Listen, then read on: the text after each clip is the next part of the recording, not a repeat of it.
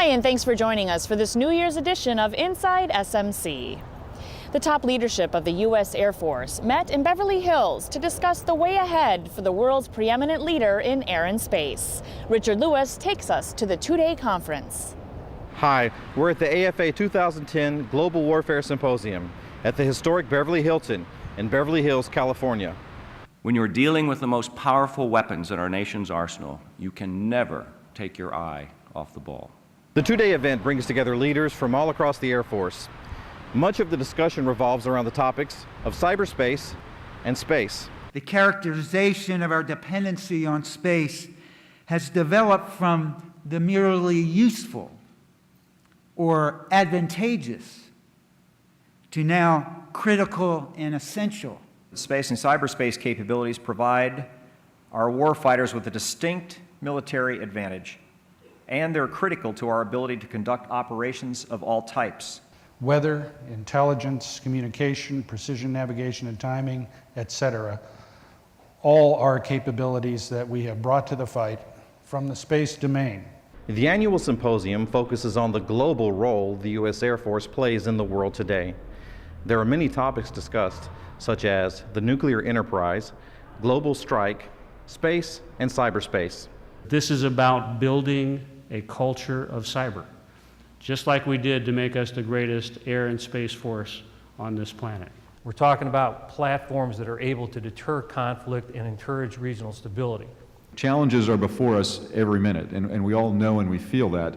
Opportunities sometimes can be a little evasive, but there are things, if we put our thinking caps on and really work toward them, we can find those opportunities. We can dwell on the challenges if we want, but the reality is it is much better for us, and it is more Air Force-like instead to dwell on the opportunities. Reporting from Beverly Hills, California, I'm Richard Lewis.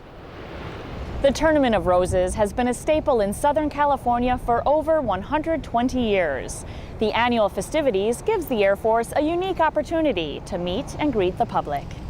We're here at the Fan Fest Expo Village across from the Rose Bowl in Pasadena, California. Fan Fest offers souvenirs, tasty food and beverages, and lots of fun. For the U.S. Air Force, it's a chance to reach out to the public. All right, buddy, both feet deep inside there, both hands on here. The main purpose of it is not to necessarily recruit, but just create awareness. This is part of Americana. The Tournament of Roses has been around for 100 years now, and sponsoring both the parade and the Rose Bowl, and the institution of the military and the institution of the Tournament of Roses, and what we're both all about just merged together beautifully.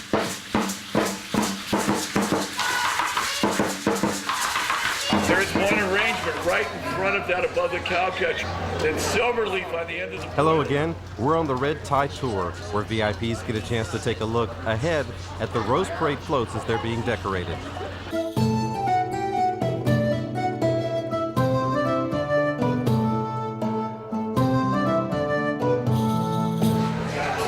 In addition to the Fan Fest, the Air Force also participates in the 122nd Rose Parade, with a flyover of the B-2 bomber from Whiteman Air Force Base. Even as a B-2 pilot, when I see that airplane fly, I think to myself, man, that thing just looks incredible.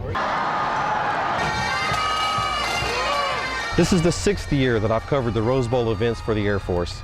And for me personally, this is the most meaningful one yet. The Donate for Life organization allowed me to put a rose on their Rose Parade float in honor of my mother, who passed away in October from cancer. That's just one small example of the many great things that the Tournament of Roses organization does for the American people. Reporting from the Rose Bowl in Pasadena, California, I'm Richard Lewis. What an honor, Richard. I'm so happy that you had that opportunity. And that'll do it for this edition of Inside SMC. Thanks for stopping by.